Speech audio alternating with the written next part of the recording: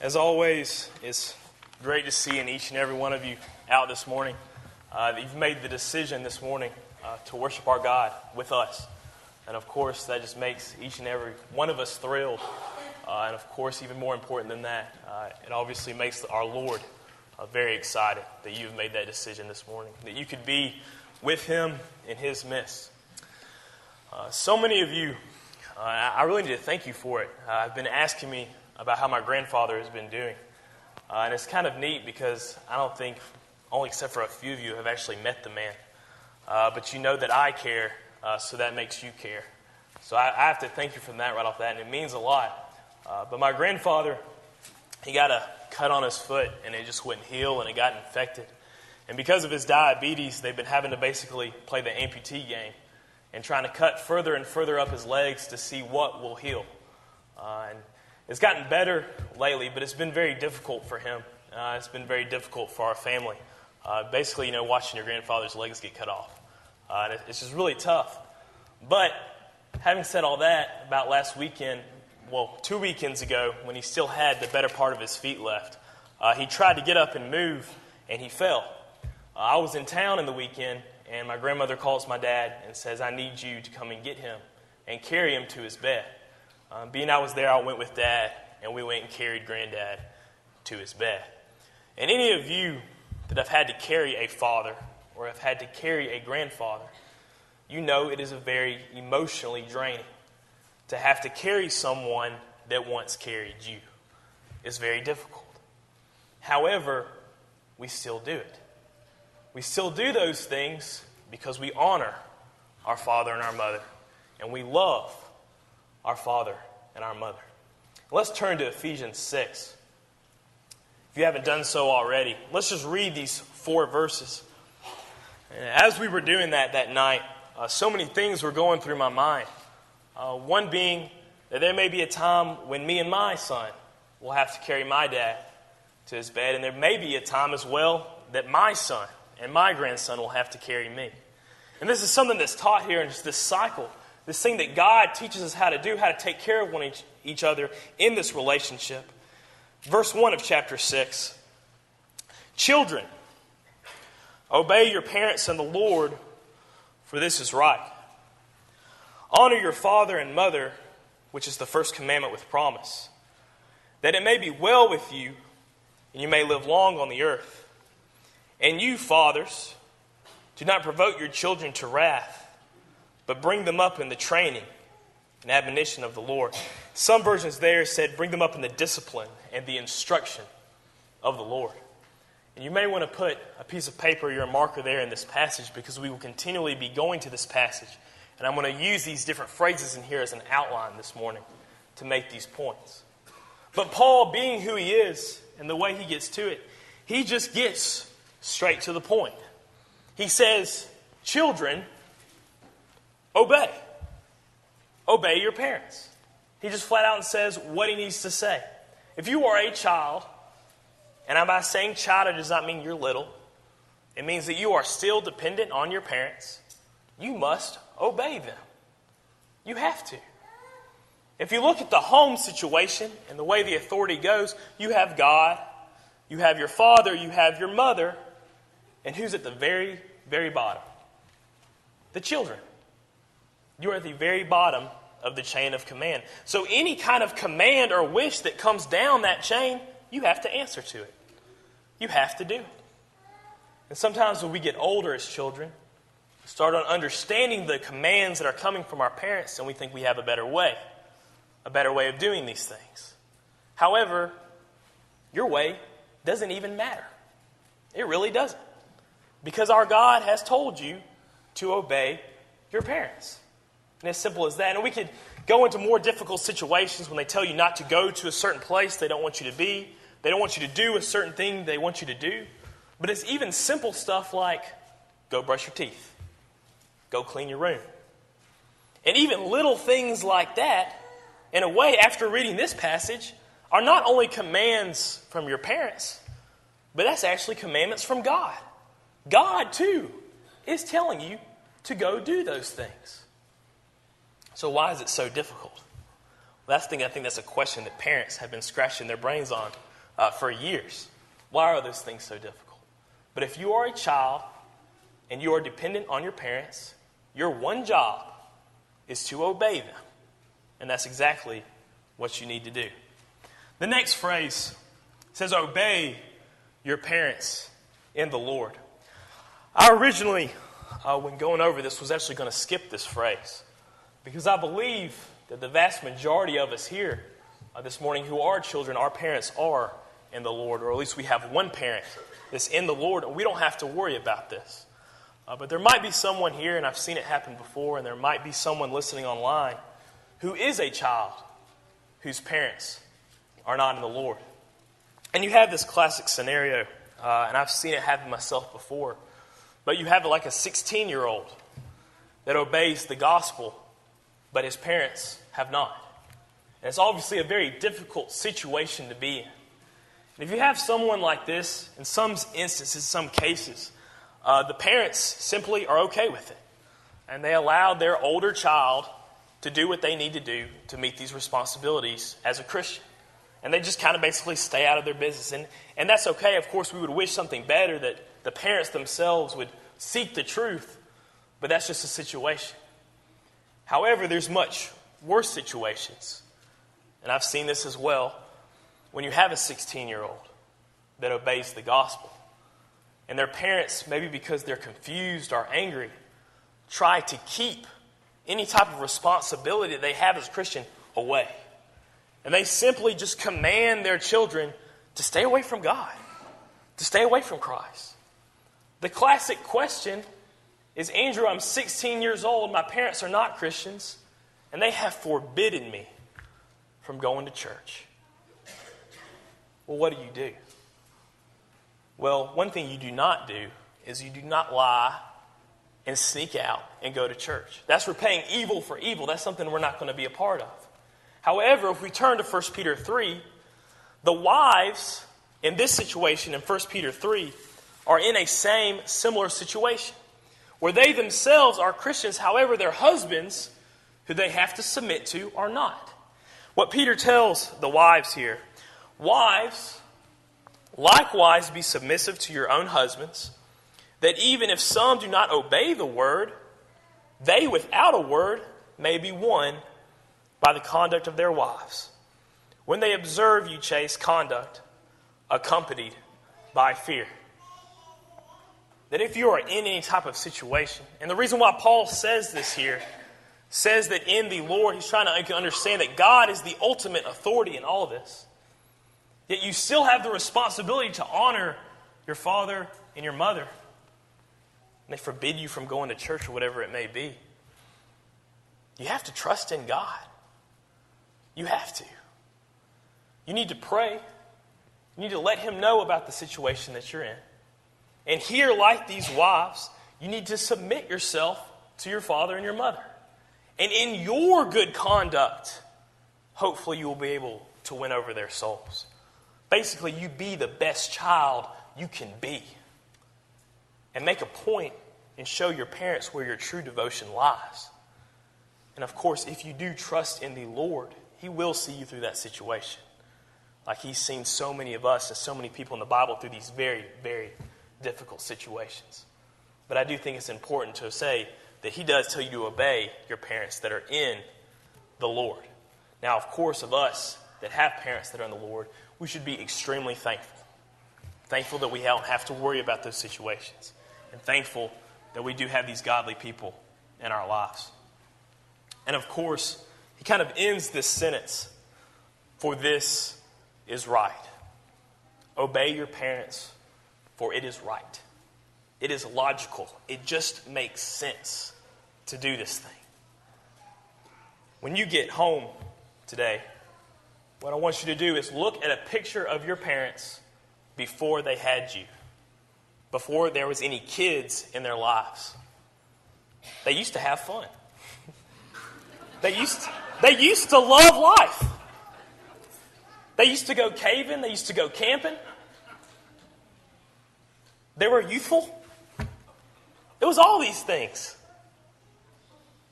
And it's not so much they stopped loving life, but it's what it was is they started loving you. And everything changed. They gave you everything. They gave you their youth. They gave you their wealth. They gave you their health.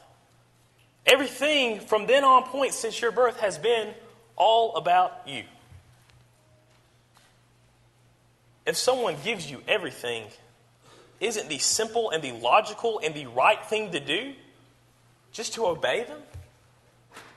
Obey what they ask you to do? That makes sense, doesn't it? It's just plain out logical. It's just right.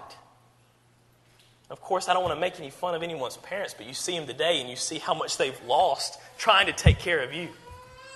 Dad has 2 white streaks. I call it me and Adam. They gave you everything. So it is so simple and so right just to go ahead and give them everything in return. And of course, this is talked about in Hebrews 12. I mean, God compares himself to our fathers who did give us everything. And of course, God, who did give you everything, isn't it just right and it's logical to go ahead and obey him? It just makes sense. The ones who give us everything, we want to just give everything in return. And that's a way to obey our parents. And something we can focus on, that it just is right. It just makes sense. Obey your parents in the Lord. Now, something changes when you're not a child anymore. When you're not a child anymore. Maybe you're not dependent on your parents anymore. Maybe you move away. Maybe you get married, especially when you get married. And we read Genesis 2 and it says we're supposed to leave our father and mother and cling to our spouse. And really, if you want to get technical, it's not about obeying your parents anymore. What it's about now is honoring your parents. Honoring your father and mother, which is the next thing that Paul says in Ephesians 6. When you see someone that's given you everything, there's going to become a time to give them everything in return. In 1 Timothy 5, Paul, of course, speaking here about something totally different, but he uses these responsibilities as examples. He says, "But if a widow has children or grandchildren, let them first learn to show godliness to their own household and to make some return to their parents, for it is pleasing to the sight of God." In verse 8, "But if anyone does not provide for his relatives, and especially for members of his own household, he has denied the faith and is worse than an unbeliever." That when our parents get older and can no longer take care of themselves, it is the responsibility and the duty of the children and the grandchildren to make sure that they are taken care of. They took care of you when you were an infant, when you could not survive on your own. When they get to the place where they can no longer survive on their own, that is when we are supposed to take in and take care of them to the best way we know how. And of course, this is what this passage says, but I see it, and I know you see it too. When you have someone that's getting later in their years and they're getting close to the end, and for some reason in some families, no one cares. No one bothers to show up. And usually sometimes it's just that one family or that one son or that one daughter that does all the taking care of, and the other children just show up later. And in some instances, these are Christians doing this. Just completely not caring about their parents. Completely not caring about their responsibilities. What does he say here? You are worse than an unbeliever. That is the type of person that does not honor their father and mother in their later years. It's like God is saying, you don't even believe in me. That's how bad you are. You've completely denied your faith. So of course, this is a way to show godliness, to return to our parents what is due to them, to give them back what they had given to us.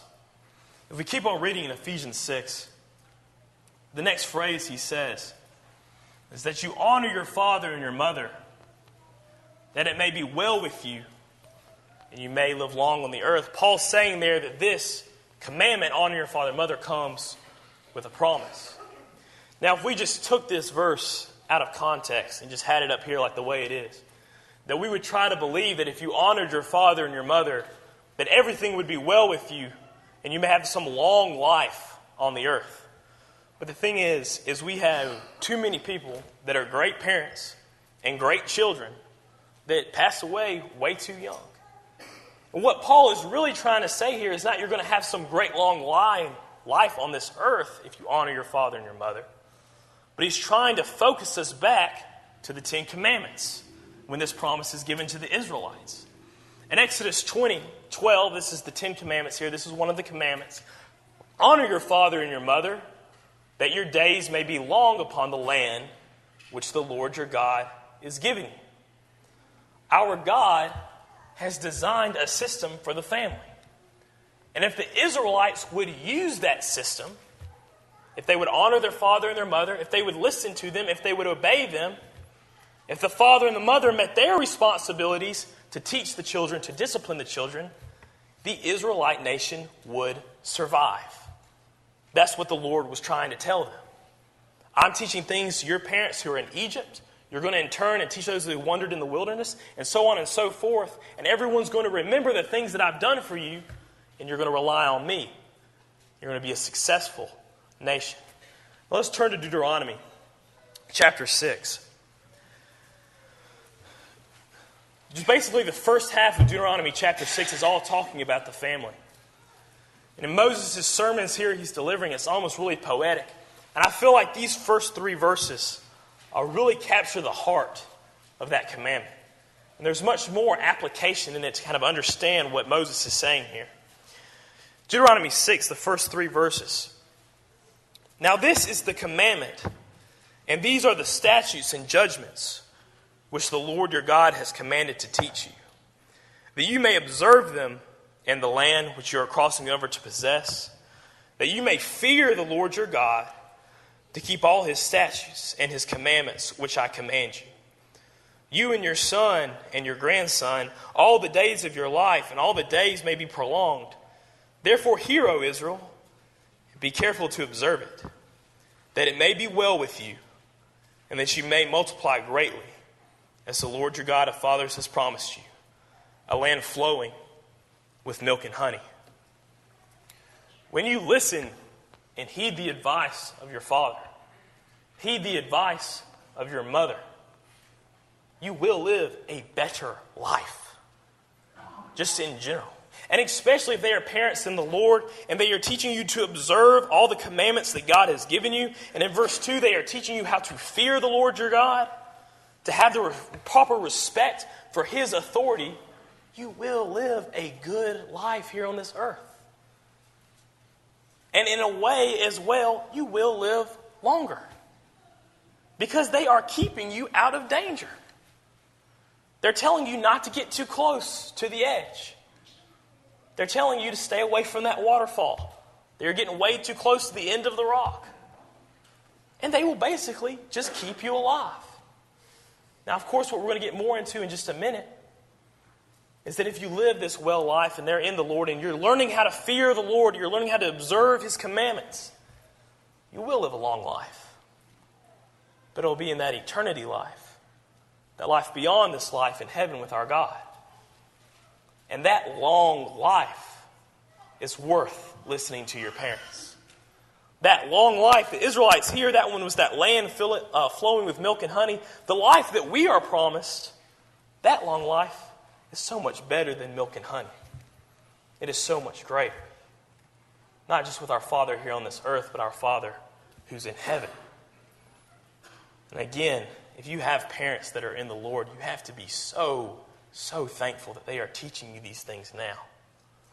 And those of us that did not have parents in the Lord, I believe will tell you how thankful you should be. That what this entire system of this family is supposed to be helping each other get to heaven.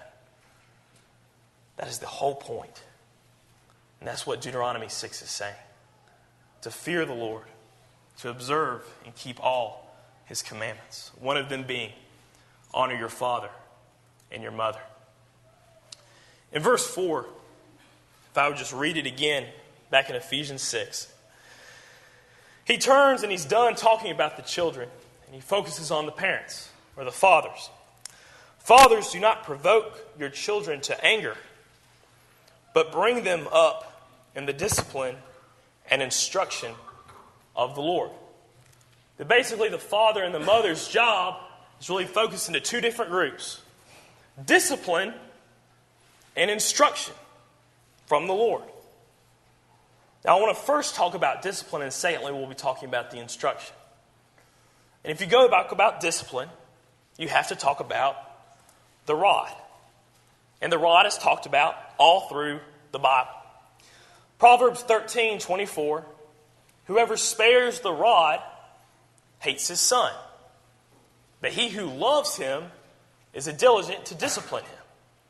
That if you do not love your children, you will not discipline them. You won't care what they do. You'll let them go crazy all through childhood, and they will grow up and they will be crazy in their adult life because you did not discipline them. And of course, hear him making the statement about love, that all discipline, whether it's given by the rod or given by something else, should all be done to love. And if you're still in Ephesians 6, you can see that first phrase there in verse 4, talking about fathers, do not provoke your children to wrath. If you discipline your children and you're wrathful, you discipline them out of frustration or anger, that's not going to do any good. All discipline comes from love. All discipline is back in Deuteronomy 6. I want you to go to heaven. I want you to be a good person. That's where that discipline comes from. Because I love you. Proverbs 22:15. Foolishness is bound up in the heart of the child. The rod of correction will drive it far from him. And we're about to read one more verse about the rod. But if we read all these verses about the rod, would you say God endorses spanking? If you read all the verses, you would have to say he does. And it's actually his plan and his way that he teaches us how to discipline our children. And of course, the world has a completely different way of going about this. Saying it's abusive, saying it's all these different things. And there are ways, of course, you could use a rod and be abusive, but if you use that first proverb with love, there's really no way you can. But there comes to a point, and of course I don't have children, but I have to just say what I know from the Bible. There's got to come to a point where the rod is the only way to go. It is the only way for your child to wake up, and you literally drive the foolishness out of him. My mother always tells a story. I don't know if she just was cried or she was upset the first time she had to spank me. I tell you what, it got a little easier for her over the years. I know that for sure. But that rod or that pad or whatever it was is the only thing that kept me straight all through my childhood. And I feel like these verses are just, in a way, I'm the living example that this system works. That the Lord's disciplinary system works. It truly does.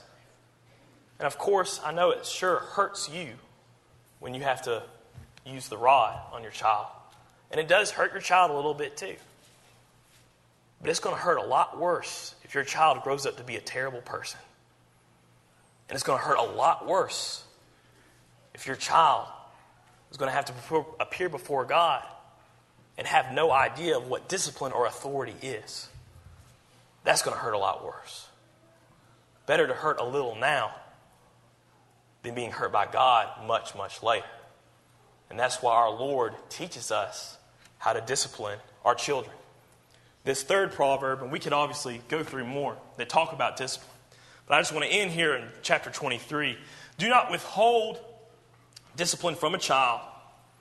If you strike him with a rod, he will not die. If you strike him with a rod, you will save his soul. And here Solomon again goes to the effect and make sure we understand that it's not going to really kill the child. It's not going to hurt the child. It's actually good for the child. But this point he makes here about saving his soul, saving her soul, it's really what I want to focus on. I always try to think, and because it's said in so many sermons, that our biggest problem with this world is, and they fill in the blank. or the biggest problem with society is, and they say what it is. And even though that's a big statement, I feel like a lot of you would agree with me. If I said the biggest problem in this world and in this society is we have no idea what authority is. We do not respect authority. People in general do not respect the authority of God. We do not respect the authority of our country, of our government. Kids in classrooms do not respect the authority of their teachers. They do not respect the authority of their coaches. They don't respect the authority of anybody. Where does that start? That starts because they never respected the authority of their parents. Because their parents never disciplined them. Who teaches a child what authority is? The parents do. When you're 6 years old and your dad comes home from work, that is your first judgment day, in a way. It really is. And when your parents discipline you and the parents discipline the children the way they're supposed to, they are learning authority. And they are learning respect. So what happens is they grow up into adulthood and they start getting in relationships with their government or with their God, much more importantly, and you have already taught them authority. So it becomes much easier for them just to obey our God. Because you taught them how to. You taught them how to respect the authority from God. And again, I would much rather have the rod now than have the wrath of God later on. Something we absolutely all agree on. I think this covers it for discipline. And obviously there's so much more we could talk about. But if we moved on, I'm talking about the instruction of the Lord. Let's turn to Deuteronomy 6:4. You might already be there. I don't think we turned anywhere else.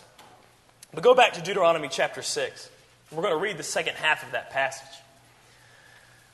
Not only are your parents the one that teaches you authority, but they also are the first people to teach you who God is. And whether your parents were in the Lord or not, your first memories of our Lord is by what your parents told you, or what your parents' example it is. When you have especially a young child who cannot get out the Bible and they cannot read the Gospel of Matthew, they need you. You were the ones that first teach them who Jesus is. Their responsibility is so important. In Deuteronomy 6, here in verse 4, "Hear, O Israel, the Lord our God, the Lord is one. You shall love the Lord your God with all your heart, with all your soul, and with all your strength. And these words which I command you today shall be in your heart. You shall teach them diligently to your children, and you shall talk of them when you sit in the house, when you walk by the way, when you lie down, and when you rise up. You shall bind them as a sign on your hand, and they shall be frontlets between your eyes. You shall write them on the doorsteps of your house and on your gates." That the Word of God in the family is everywhere. And the parents teach their children. They teach them about God. They teach them about Christ. They teach them about His authority. They teach them about His love. They teach about Him, about His everything. Everything they need to know. And when I read this passage, I want you to understand how many people it affects when you teach your children. I love telling the conversion story of my great-grandfather, my grandmother's father, because it involves the Prohibition, and he was a moonshine runner. And he got himself right, and he ran away from his family that was causing him to do these things, and he got in certain, he was in the right place in the right time, and he obeyed the gospel. And I love telling that story because it's exciting, but I rarely tell the conversion story of my grandfather, my grandmother's husband. There's really no exciting story to it. He obeyed the gospel when he was young. He was taught by his sister. And then one day, he just kind of fell away. He stopped caring as he tells the story. When he was around my age, he just showed up to a church, talked to a preacher, and he just decided to get right with the Lord. So he just did it. And of course, through church, he met my grandmother. And they had my father and my uncle. And all they did was teach 2 children. And they instructed them the way of the Lord. They taught them Christ. However, the thing about children is that multiplies. Everything multiplies. My dad met my mother, and they had me, my sister, and my brother. And my parents taught me Christ, taught me the gospel. And of course, my uncle met his wife, and they taught my 2 cousins. And what you have here is a man and a woman that just taught 2 children. They just instructed 2 children. But look how many people it affected.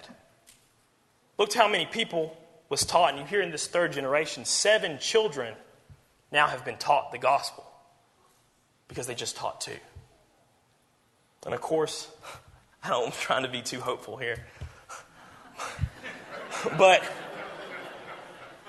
if I choose to get married and we end up having 3 children, it adds to the number.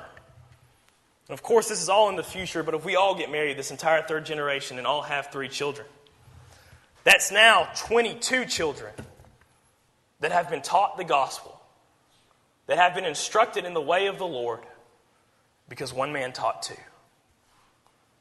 And this is the way it works. This is God's system. This is the way He created it. So it multiplies and it spreads. And in doing so, the gospel spreads to new people and to more people. Well, when do you teach your children? Well, you teach them when you sit at the house, when you walk by the way, at bedtime, and when they wake up in the morning. You write it so much it's almost like it's on your forehead. That's how much you talk to your children about the Bible. That's how much you instruct them. It's on the doorpost of your house. It's on the gates. You can't get away from it. The children cannot get away from it. That's the way you instruct your children. An instruction and disciplining them. Of course, the child ultimately has to make the decision. But you have no idea how many people you will affect by just teaching your children. Who knows? There's no way to know. And of course, as a way of invitation, I want you to continue to look at this. That he just decided to make the decision to come to God. He just decided to make the decision to obey the gospel, to be restored into His kingdom.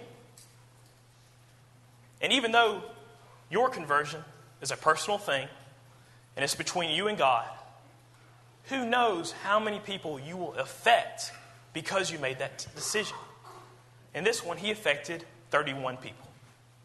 That's how many people He affected, 31, because He decided to be restored. Who knows how many people you can affect by making your decision to follow Christ? Only God knows. But I will tell you that you are worth it. Those people you will affect are worth it also. If you are not a Christian, you need to make that right this morning. If you need to be restored and you need any of the help of the members here,